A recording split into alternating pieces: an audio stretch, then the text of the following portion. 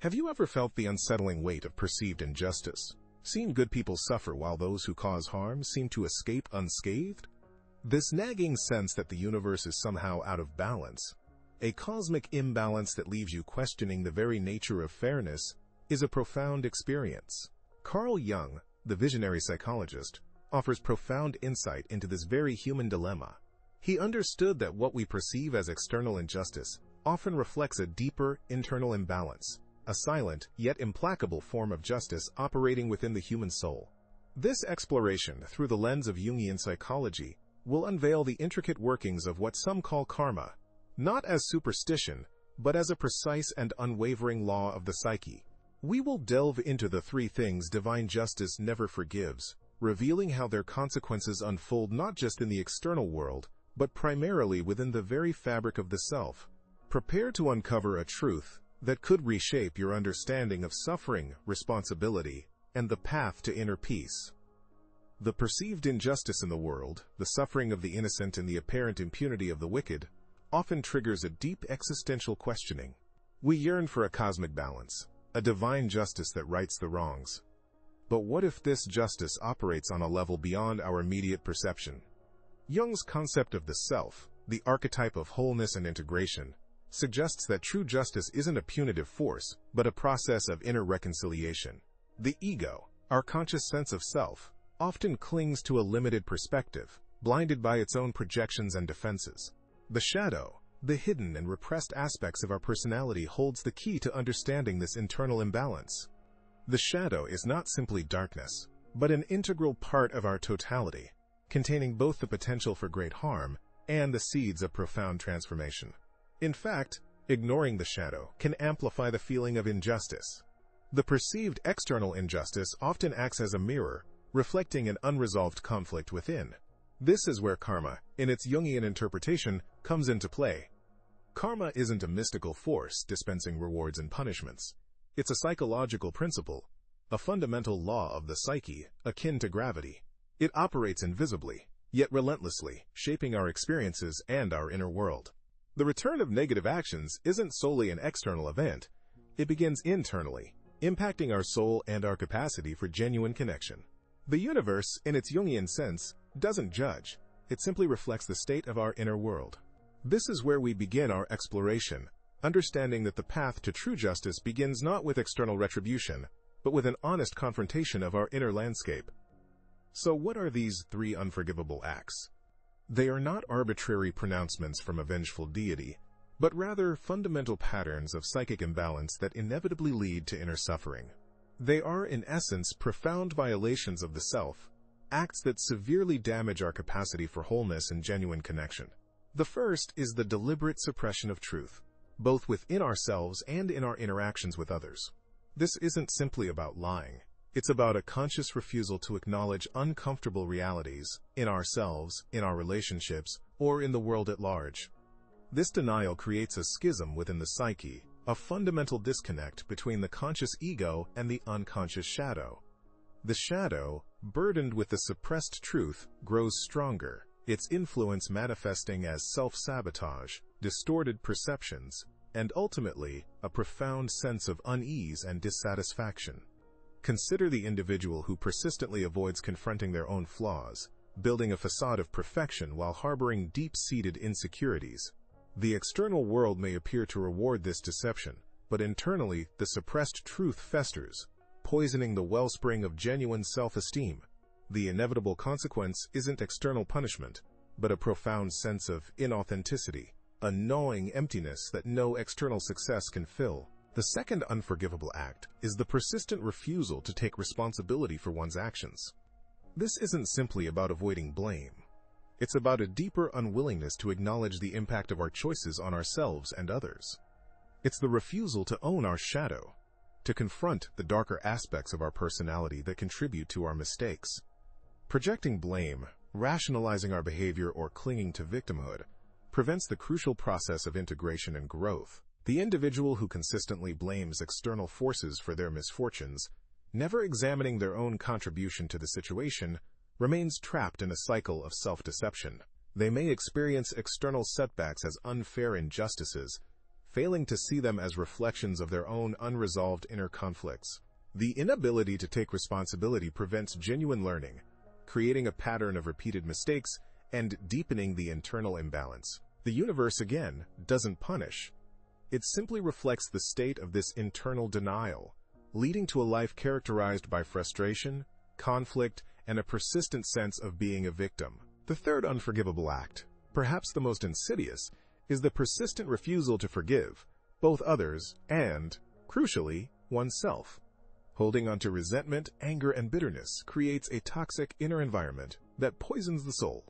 This isn't about condoning harmful actions, but about releasing the grip of negativity that prevents healing and growth. Forgiveness in this Jungian context is not a sign of weakness, but an act of profound self-compassion and psychological integration. It involves acknowledging the pain caused, understanding the motivations behind the actions, including our own, and releasing the emotional burden of resentment. The individual who clings to unforgiveness traps themselves in a cycle of negativity, preventing the integration of painful experiences and hindering their ability to move forward. The inability to forgive oneself for past mistakes creates a profound sense of self-rejection, hindering personal growth and perpetuating a cycle of self-punishment. The external world may reflect this internal state through repeated experiences of conflict and betrayal, mirroring the unresolved inner turmoil. This is not divine retribution, but the inexorable law of the psyche, reflecting back to us the consequences of our own unforgiving stance. These three unforgivable acts, the refusal to confront one's shadow, the persistent avoidance of responsibility, and the stubborn clinging to unforgiveness, are interconnected, forming a vicious cycle that traps the individual in a state of perpetual inner conflict. Consider, for instance, the individual who consistently sabotages their relationships. They might blame their partners for their unhappiness, pointing to perceived flaws or shortcomings, while remaining blind to their own contribution to the relationship's dysfunction.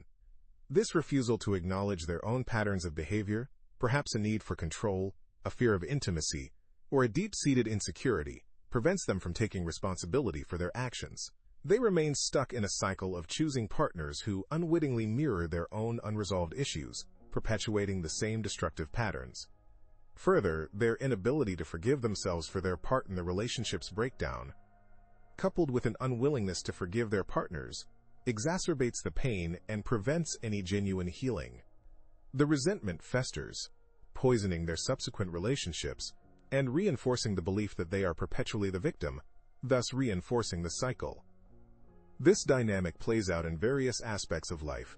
Consider the individual struggling with addiction. The refusal to confront the underlying emotional pain driving the addiction, perhaps trauma, grief, or low self-esteem, is a manifestation of avoiding the shadow self.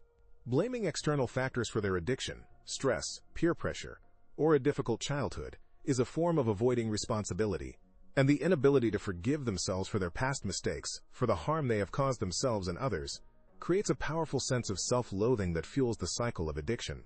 The persistent self-punishment, the inability to extend compassion to themselves, mirrors the lack of self-compassion that allowed the addiction to take root in the first place. The external manifestation of this internal turmoil might be a series of failed attempts at recovery, a constant return to destructive behaviors, reflecting the unresolved inner conflict. The key to breaking this cycle lies in cultivating self-awareness, a willingness to confront the darker aspects of our personality, and a commitment to taking responsibility for our actions. This requires courage, honesty, and a willingness to face difficult truths about ourselves. It's not about self-flagellation or wallowing in guilt, but about a genuine desire for personal growth and integration. It involves a conscious effort to understand our motivations, to identify the patterns that perpetuate our suffering, and to make amends where possible. This process is not always easy.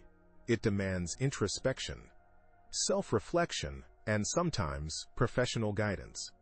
But the rewards, a life characterized by greater peace, fulfillment, and authentic connection, are immeasurable. The path to healing begins with acknowledging the shadow, owning our choices, and extending forgiveness to ourselves and others.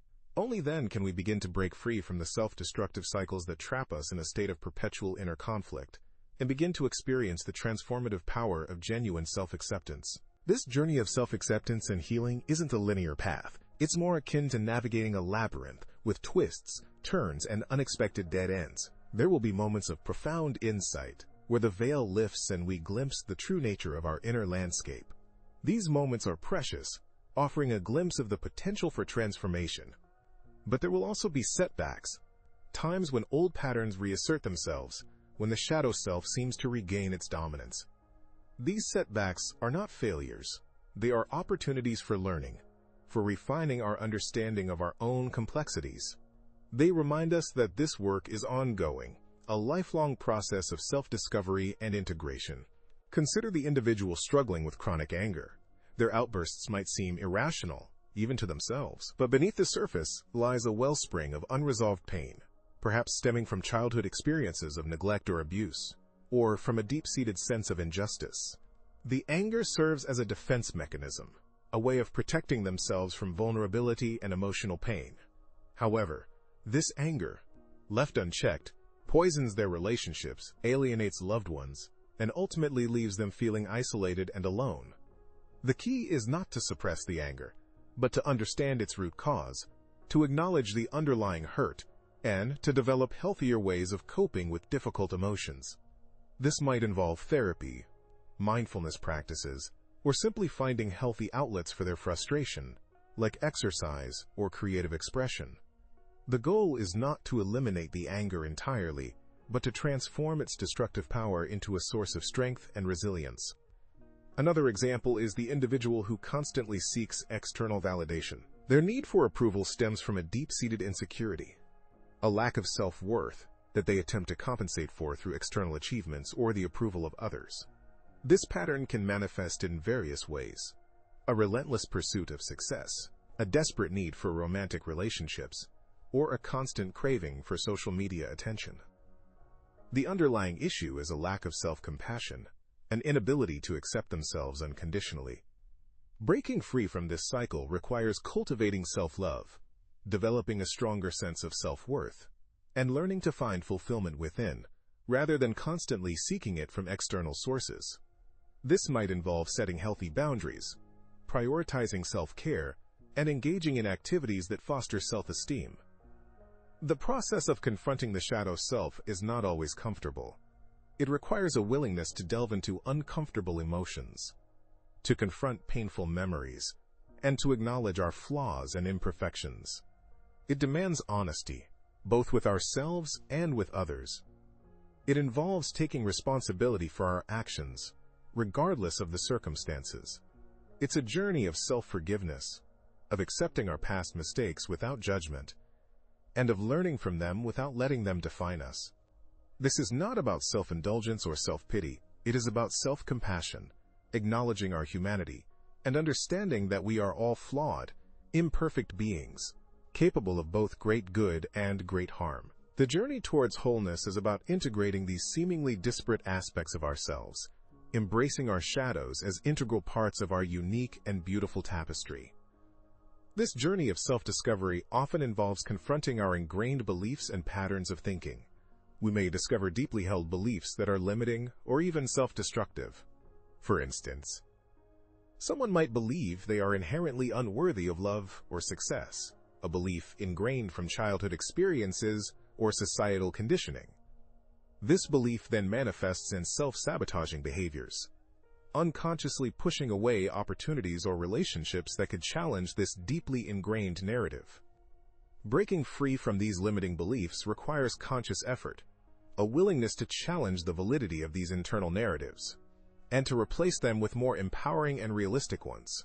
This could involve cognitive behavioral therapy, CBT techniques, journaling to identify and challenge negative thought patterns, or actively seeking out experiences that contradict these limiting beliefs. For example, if someone believes they are incapable of public speaking, they might start by joining a public speaking group, gradually building confidence and challenging their self-limiting belief through direct experience. Another common shadow aspect is the tendency towards perfectionism. While striving for excellence can be a positive trait, perfectionism often stems from a fear of failure, a deep-seated insecurity about not being good enough. This can lead to procrastination, anxiety, and a constant state of self-criticism. The perfectionist often sets impossibly high standards, leading to chronic dissatisfaction and a sense of inadequacy, no matter how much they achieve. The antidote to perfectionism is not to abandon striving for excellence, but to redefine success and to cultivate self-compassion. This involves learning to accept imperfections, to celebrate progress rather than solely focusing on the outcome, and to prioritize self-care over achieving unattainable standards. It also requires practicing self-forgiveness when mistakes inevitably occur, recognizing that imperfection is part of the human experience. Setting realistic goals, breaking down large tasks into smaller, manageable steps, and focusing on the process rather than the outcome can all contribute to overcoming perfectionism and fostering a healthier relationship with oneself and one's work. The goal is not to become less ambitious, but to cultivate a more balanced and compassionate approach to achievement. Ultimately, embracing our shadows is not about eradicating them, but about integrating them into a more complete and authentic self. By acknowledging, understanding, and working with these darker aspects, we can cultivate a deeper sense of self-awareness, resilience, and compassion, ultimately leading to a more fulfilling and meaningful life. The journey is ongoing, requiring consistent self-reflection and a willingness to confront our vulnerabilities, but the rewards of self-acceptance and personal growth are immeasurable.